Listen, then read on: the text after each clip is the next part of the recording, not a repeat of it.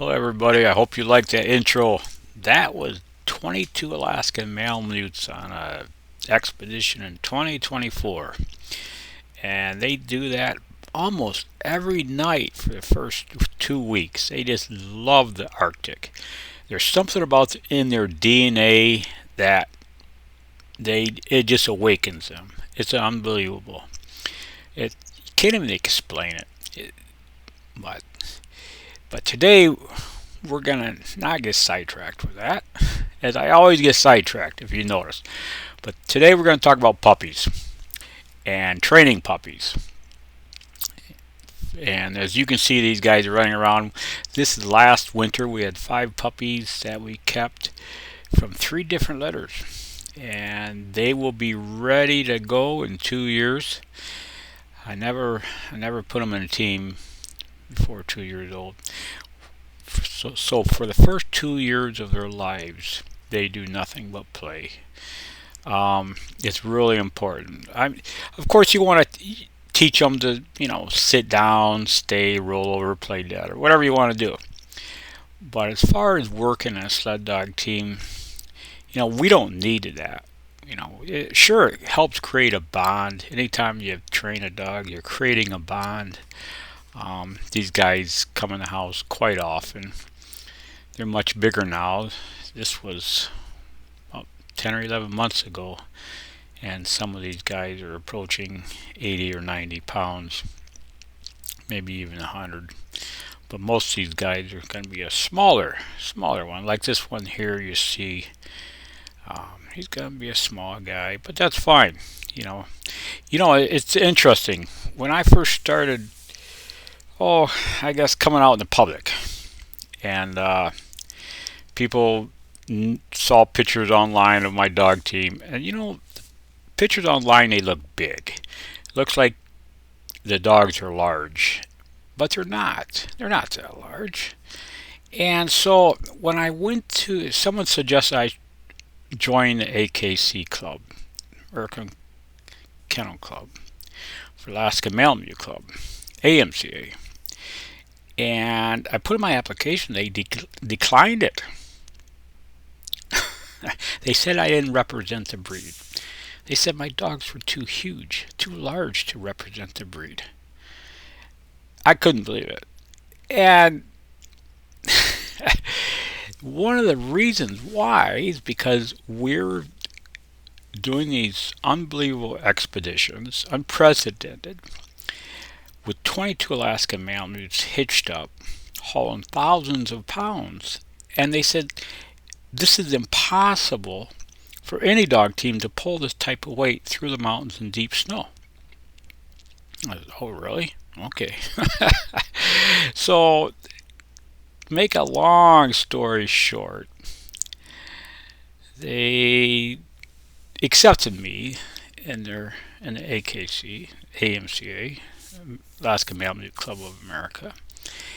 And it wasn't but a few years later they asked me to come down and do some lectures at their national competition. The reason that most Alaskan Malamutes or any dog team cannot perform or accomplish these unprecedented expedition is because of the training. It's the bottom line. My dogs aren't large. I have them. It's from 70 pounds, 85 pounds, 90, 100. I do have one dog that's probably 135, but all the rest are medium-sized Alaska Malamutes. But I try to tell them, the Alaska Malamutes, they have a standard. The club has a standard, and I believe it's 85 pounds for a male, which is typical standard male. But you also need to have larger dogs in your team as well as smaller dogs. And this is very important. You cannot have one-size dogs in a dog sled team and breaking trail. Now you can if you're running down a trail, groomed trail, everything kind of like a controlled environment. But if you're going out in the back country and where there's unlimited snow depth in places, or sometimes you get out there, you'll be out there for a month, you wake up in the morning, it'll be 3 feet of fresh snow, 2 or 3 feet of fresh snow. Well, now rather than having 1 foot of snow, you got 4 feet. And if your dogs can't break trail in 4 feet of snow, well, you're basically stuck. And actually, this does happen in Alaska. Believe it or not, you have mushers that go out sometimes a little bit too far on a trail. It snows very deep at night, and they can't get back because the dogs will not break trail. And the reason is the training, and it starts when they're puppies. The moment they open their eyes is when the training starts. And my definition of training is leave them be, let them play for 2 years. Do not put a harness on them. You can go hikes with them, ride a bicycle with them, as long as it's not too tired, they don't get tired, or it's not too far. It's not strenuous. Got to remember their growth plates don't close until they're about 18 months old, so very important not to stress them physically. But the main thing is, the most important thing is their mental, their mind. You want to make sure you nurture their mind where they think all things, everything, from sun up to sundown. And Alaska, the sun doesn't set in the summer, so 24/7, that everything is play. Play from the time they wake up to the time they go to sleep. Play, play, play. This has to be in their mindset. This has to be their world. And that way, once they mature mentally at 2 years old, that groove in their brain is set. They think that everything on earth, everything in their life is nothing but play. Then, when you place a harness on them, you hitch them to a sled, they truly believe, and which it is for them, they believe it's play. And that's where they draw their strength. You ever notice how when we were children, when we played hard. I remember playing football, and we played until we were totally exhausted. And same thing with running track. It was fun. And the difference between us when we were children and now is because we learned that if we run too hard, we play too hard, we get exhausted or hurt. And so we hold back. And our dogs don't reason like us. There's no control. The only control they have is us. So we have to allow them to play, and then when they get older, when they're put in the harness and they start working, we cannot allow them to become exhausted or tired, because then they will hold back. Then they will not put out 100% of their strength. You ever notice in these weight pulls, I wouldn't recommend weight pulls for Malamutes or any dog, but you ever notice how you have one dog pulling 2,000 or 3,000 pounds? Unbelievable strength. Can you imagine putting 22 dogs into a team with that type of strength? It's unbelievable. That strength you feel when you're on the sled is unbelievable. You will never feel that type of power ever, unless you're hanging on to a dragster car on a runway and ready to take off. The power is just unbelievable. You really have to hang on when you say the command to go, and which is another very important thing. You have to teach your dog to stop and go on command. Otherwise, they will never ever show their true strength. But we'll get back into that later. Right now, we're trying to stay on the subject with puppies. And what I'm saying is, let them play for 2 years. No work, no harness, no backpacks. Just let them play. Let them be children. So they get it in their minds that life is nothing but a joy. There is no such thing as work. And that groove will become very deep in their narrow pathway of their brain, and it will be there forever unless we overwork them. Then that pathway is done, and you have changed your dog's mind forever. And once they become exhausted, overworked, they don't come back. It takes probably a year to bring them back. You got to think of their neural pathways in their brain like trails through the forest. You got to keep it cleared. You got to keep that playfulness trail cleared. Everything is play. But once something happens, they get, let's say let's say a tree falls across the trail in the forest. It stops anyone walking down that trail, and they have to cut it off the trail. The same thing with a dog's mind. Once something happens, like they get exhausted, they say, okay, that hurt. I'm not going to play that hard ever again. I'm going to hold back my strength, and I'm just going to I'll still pull. The dog will still pull, but they're going to hold back because they're trying to conserve for unexpected exhaustion that happened to them. And this is why my training philosophy has been so successful, because I never ever allow my dogs to get tired, ever. And that way they put out 100% of their strength. In other words, when the pulling gets hard, they don't let up. They pull harder. When the resistance gets harder, they pull harder. Whereas a regular dog sled team, you put the brake on, they stop. They feel the resistance, they stop. With these dogs, they feel the resistance, they dig in. And it's interesting to see, because the bigger guys, the big buff guys that are more dominant, they start growling. Not at their teammate, but they start growling because they love that hard pull. And when it gets like you're coming into a hill and it's extremely tough pull, and their bellies are low and they're just digging in, and their tails come up and curl tight and their smiles come on their faces, those big boys start growling. It sounds like a diesel tractor coming up a hill. They love a hard pull. They just love it.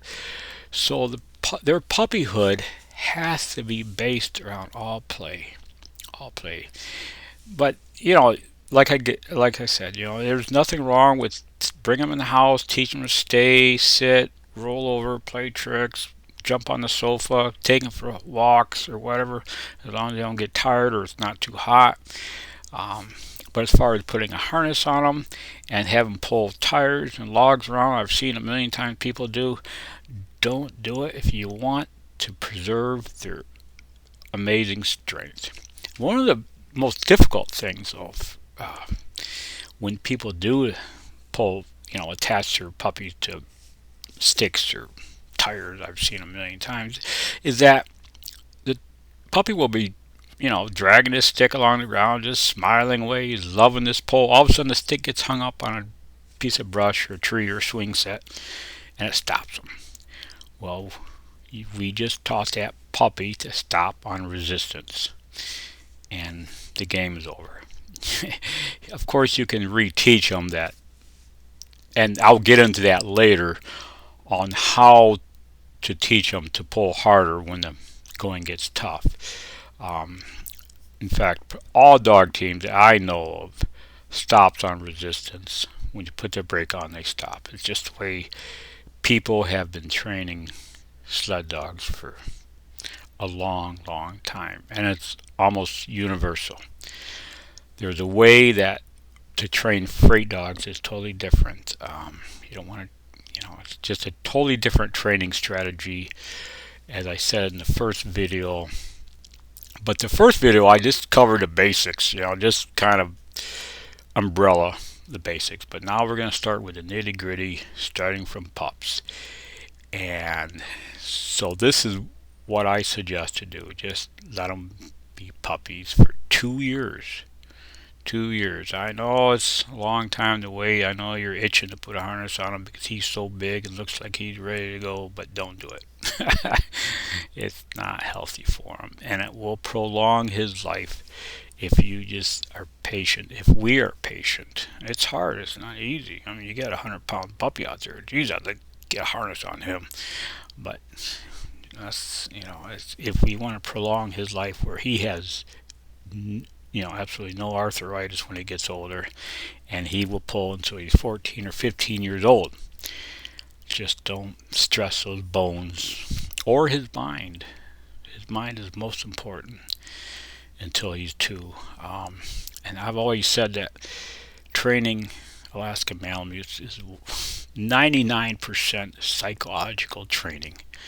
We really, like I stressed on the other video, we have to get inside their heads. We have to learn what they're thinking, how they're going to react. There are so many factors to think about. One of the factors that's really important is how we feel. They can detect how we feel. We might want to think we're covering it up, but they smell our hormones, whether we're happy, sad, angry, whatever. And we always want to be happy. Always want to be happy around those dogs. And if you're not truly happy, go inside and have a big cup of coffee. Well, just listen to some music. Some good music, and go out and get back with your dogs. But just, you want to be happy, because that way they will always be happy. And that is the most important thing of drawing out 100% of the strengths. Like I said, sure, a team will pull. They keep their lines tight, hook up 8 Malamutes. They're pulling nicely along the trail or whatever. But are they truly pulling with everything they got? The only way is in training. Did you train them correctly? Because you could easily test them by loading up the sled, putting a brake on, and see if they still pull. If they slow down and stop, well, you got a lot of work to do. You have to retrain them, and that takes several years. So it's best to start when they're puppies, and it takes patience. And I think the good Lord gave us Alaskan Malamutes to teach us patience. Patience is one of the most important virtues to have. And if you own an Alaskan Malamute, you know exactly what I'm talking about. They are true teachers of patience. And our next video, we're going to start talking about what we feed our puppies, how to feed them, and some of the early training that we actually do with them, as far as teach them how to run through snow and whatnot. I mean, all these things pick up. But interesting thing is that dogs, even Alaskan Malamutes, they have to learn how to break trail. They have to learn that. Sometimes it takes a year or two. It depends on their personality. Every dog's different. They all have different personalities. And so it's nice to get them out in deep snow so they start to learn. They start to learn how to break trail. And I've had some leaders that were just amazing trail breakers. But they all started from puppies. And, the first thing they do is a bunny hop. And then they realize, boy, that's a lot of work. And they figure things out. And it's really interesting to watch. I'll have to get back into that as well. But into the next time, we're going to start talking about more of these subjects. Like I said, this is, I've been doing this for 55 years, so I could talk to you all day about different little tricks and tips about training puppies and dogs, but I'm trying to keep this under 20 minutes so I don't bore you to death and go to sleep listening to it. But in the meantime, I'll talk to you next time, and God bless.